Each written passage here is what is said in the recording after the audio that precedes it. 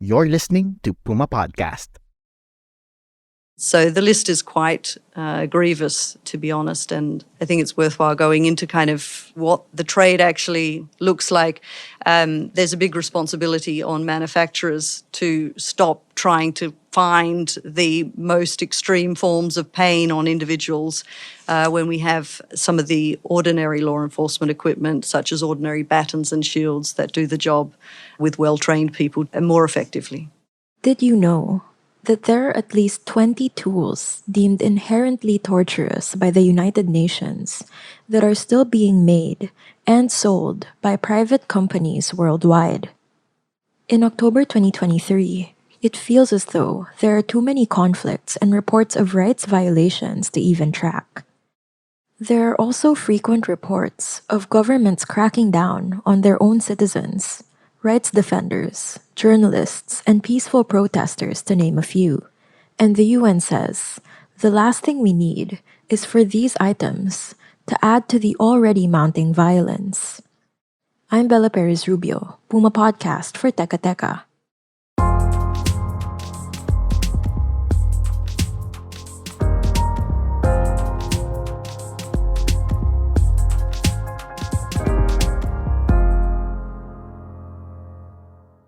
What we're talking about in terms of the items are things like spiked batons that literally just rip through the skin. We're talking about knuckle cuffs and finger cuffs that some have serrated edges on them. We're talking about electric shock bands that defendants are made to wear in court, and if they are restless, they will be zapped from the other side of the room. That's UN Special Rapporteur on Torture, Alice Jill Edwards. In her latest report to the UN General Assembly, she presented a list of items that she urged countries to ban entirely. Those are the tools you're hearing her describe now. We're talking about caged beds, so people are literally constrained in those places. We're talking about tiger chairs and the metal chairs where people cannot move and held in stress positions for hours while they are being interrogated, which for me conflicts with the whole idea of the presumption of innocence and the ability to remain silent if you are being held down and unable to move. There are a lot of instruments that are in use, such as gang chains, which is chaining individuals to other individuals. There's a high possibility of falls and falling over and causing injury to others. And of course, a lot of those instruments I've classified also as degrading and humiliating. They actually are remnants of slavery and servitude, and they really conjure up terrible images. It's easy to see what she means when she calls these objects inhuman. They serve no other purpose other than to inflict what the UN official calls unnecessary and excessive harm. Through to very modern instruments such as millimeter wave weapons, which are designed to heat the uppermost layer of the skin in a crowded area so people will disperse on the basis of the unbearable pain, but they will not know where the pain is coming from, so there will be stampedes.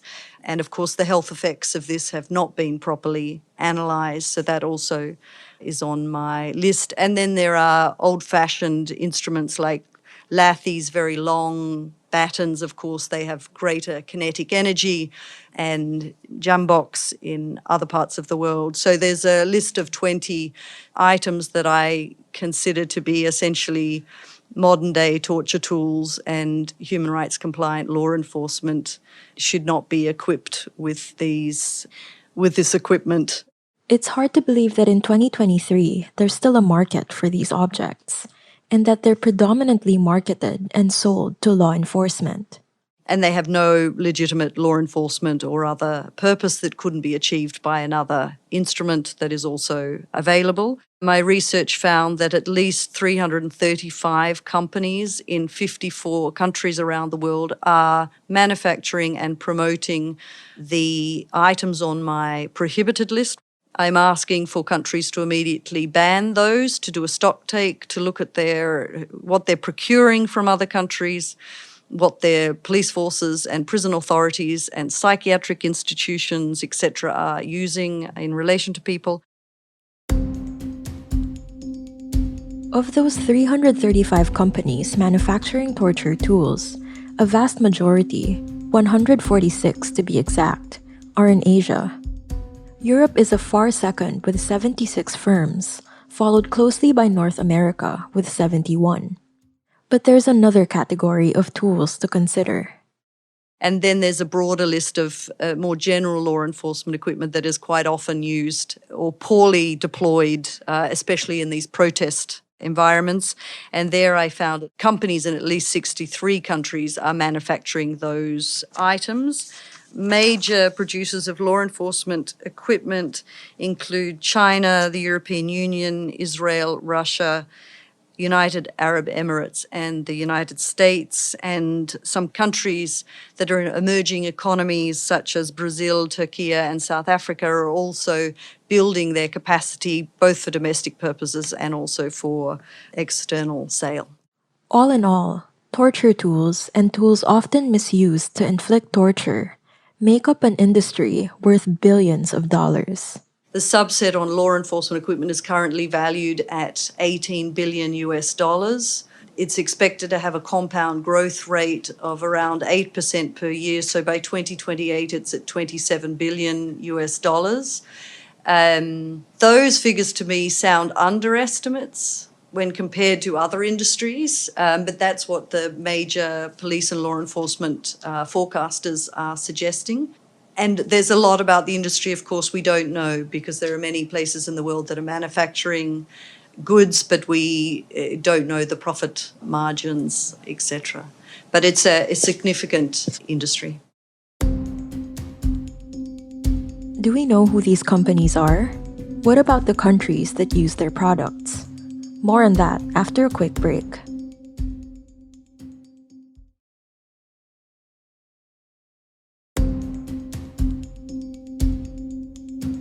I haven't disclosed the names of the companies behind the research, partly for, at this stage, legal reasons, but we do have the data on the companies. Again, that's UN Special Rapporteur on Torture, Alice Edwards, fielding questions from the media.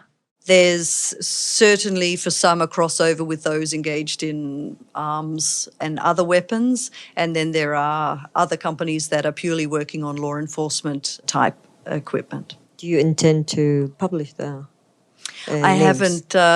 haven't decided. I am now strategizing next steps, but one of my next steps will be to write to all of the major weapons trade fairs and sending the list of prohibited items so they also can be monitors of making sure they're not complicit in the promotion of items that are considered cruel, inhuman or degrading per se. So it will be a process of kind of following up on this. So we may not know for a while who exactly these companies are, but we do have an idea of who's buying their products and how they're being used. And what I've seen is an increase in a number of countries of clampdowns on political opponents and human rights defenders, quite often under terrorism designations, including of anti-torture NGOs also, but also broader human rights NGOs. This has occurred I've been involved in cases in relation to the Russian Federation, Turkey. I'm aware of cases in Pakistan. I would say that terrorism and the terrorism framework is not always the right frame to use, and it can be very easily manipulated by one side or the other and is unhelpful. And then, of course, there are several catastrophic conflicts to consider. I've been shaken by the mass murder and kidnappings of civilians by Hamas in Israel. I'm also watching with alarm at the Israeli siege of residents of Gaza and the restrictions on fuel, food and water, as well as denying, at least last I heard, access for humanitarian relief. I've called on the protection of civilians and respect for international law, of course, as a first step. As of October 13, 2023, the UN official said she had yet to confirm reports of torture in Israeli prisons. but she expressed increasing worry. What I can say is that there are concerns around the mass incarceration of Palestinians in Israeli prisons. I have not visited these locations to be able to verify data and the information. So I would also appeal to the states in the context of this recent escalation that, of course, the hostages are treated in conformity with the absolute prohibition on torture, but likewise any detainees or others who are captured by the Israeli forces, the standards on treatment of prisoners of war must also apply. The data is bleak, but UN Special Rapporteur Jill Edwards is proposing a solution. It could be a treaty, it could be some other type of agreement, but I think something that holds states to account, but they also have a kind of a roadmap of what they're supposed to do. In the first instance, even without that agreement, states should ban the items on my list and do a stock take, check if they're in supply, check if their police officers and others are equipped with this equipment and restraints, and decommission and destroy them.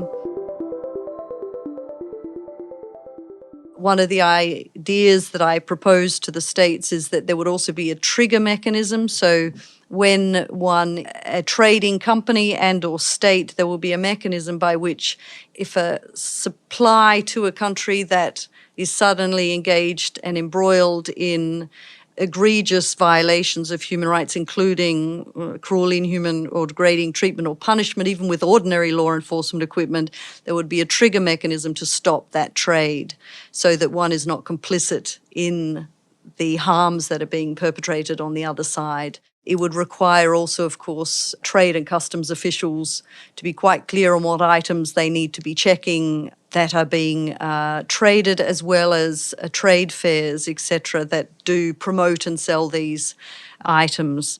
And the good news is that there are several countries working towards this solution. There is already a global alliance for a torture-free trade being coordinated by Argentina, Mongolia, and the European Union.